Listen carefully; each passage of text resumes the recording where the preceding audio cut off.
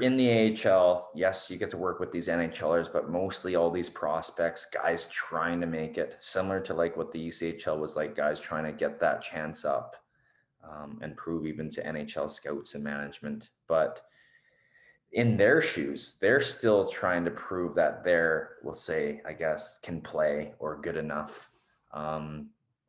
But what are some similarities in some of these prospects that are able to make that jump up, and also some I guess differences that hold some guys back? I don't know in there if that Yeah, that's a good question. I mean, for there, young kids, maybe answers for them for that, but yeah, I one area that I could sort of speak to, everyone now, they're just such good skaters now. And I mean, there's a little differentiation when you get to the Connor McDavids and the, like, when you get to that really, but for the most part, everybody once you get to the American Hockey League level is a really, really good skater, can shoot a puck, can make a play, can pass it.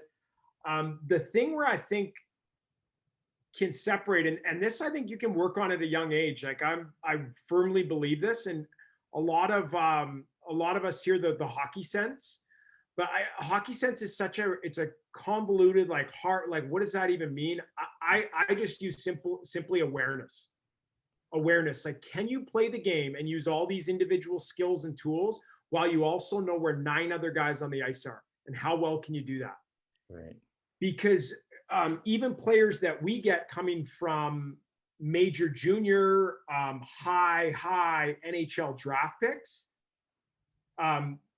it's a process too, because the game gets so fast, and then they're not sure where everybody is, and they're not sure where their line mates are, or where pressure's coming from. So the more, I think, as young players, when you're doing skill stuff, when you're doing skating stuff, when you're doing team stuff, everything should be done with this awareness of where is all 9 guys, not just my centerman, not just my D partner, not just my, like, where are the rest of the guys on the ice? And if you can do that at a young age and build that in, I think as you get stronger and as you get quicker and as the level goes up, that's a really, really hard thing to get caught up on.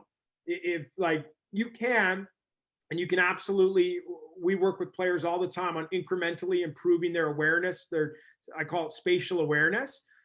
But if you're ahead of the curve in that, that is a major weapon. Yeah. Okay. So to add question on that, there's awareness. So we'll just take the younger kids, for example. It's a lot easier, right? Where it brings a balance of different aspects of how to teach it, but put them in that Yeah. situation. Would you think that, all these small area games, whether it being 3-on-3 down low play, or would it be to the fact of they should be studying video? Like, how would you, in your perspective and philosophy, how would you, say that they can improve in these areas and take that as an advantage? I think it's a process, because if you just say, like, okay, we got to be aware. I mean, well, I'm just trying to figure out how to stick handle the puck. I'm helping my son with just being able to. So I think it has to be built in with the level that your child is at. As you start to get comfortable with being able to stick handle up the ice, now let's make sure left, right, like being able to incrementally incorporate those skills. Now I look, like, this is one example, Brandon, that we talk about with our defensemen. Like, when you go back, a puck is dumped in, left, right. Now, if you're just at the learning to skate level, or just, hey, we're just working on coming back hard for it, I think now you're just trying to tackle too much. But as you build that in, it's critical in the small area games. And I actually just did a presentation on this on with the NHL Coach Association, is your drills, can you build in little reads and decisions? So a lot of the drills that we have traditionally done is point A, point B, shoot. Point A, pass to player B, you get it back, shoot. Yeah. So all of those are predetermined. You've told what to happen. Well, can you build into your drills left or right? My stick's left, you go left. if a defenseman's on your left shoulder, you go right.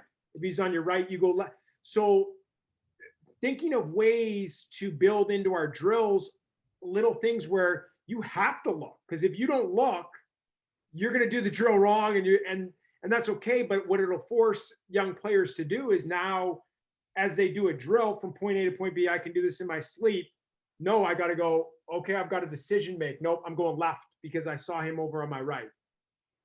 So there are ways to do it. I don't think there's, hey, we need to incorporate it at age 8, 9, 10, but I would say incrementally building that stuff in, and then the small area games absolutely helps that spatial awareness. Yeah, having to make those types of decisions instead of, I know what you're saying too, right? It's like when the coach draws the drill board, this is how it's done. Pass to that person, get it back. Pass to that person, get it back. It's just, you just kind of know what's coming beforehand. But when you're on the ice in a game, you're having to make different decisions. Just because, you know, a player's, you know, on this side of you, you should probably go to that side, make that Yes. choice, right? Yeah. So And I totally, don't get me wrong, because I think it's, you sometimes have to do those drills just to develop that simple skill of being able to skate and make that pass. Like, you can't start adding all this stuff in if you're not able to crawl before you walk.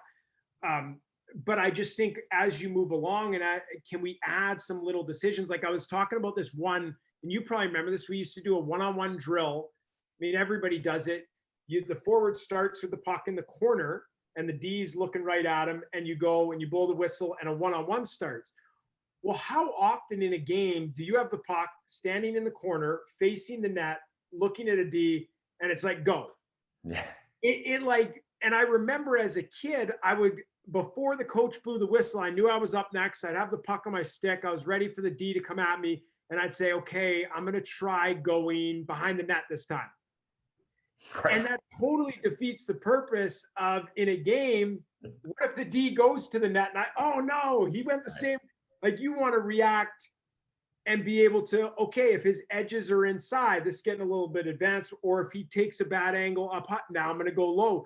Those are kind of the little decisions that you want to build in through your head, so that when a game comes up, you can recognize them, and you've practiced it at nauseum. Yeah, no, it's interesting how the game is evolving, and different even practices now, right? Is these kids, it seems like a lot of them do enjoy the skill work and different game situations now. That practice is fun. Before, is back in the day, we're just doing our drills, like one-on-ones and compete type stuff, and then our flow drills, and then we're like, okay, let's just get the game going, please, because Yeah. you just found like you learn more in that. But now in practice, like, you're actually, you know, it seems like where minor hockey's evolved, especially and into the juniors, is there's more of that compete. And since I was playing anyways, but yeah, things are definitely moving along in that sense.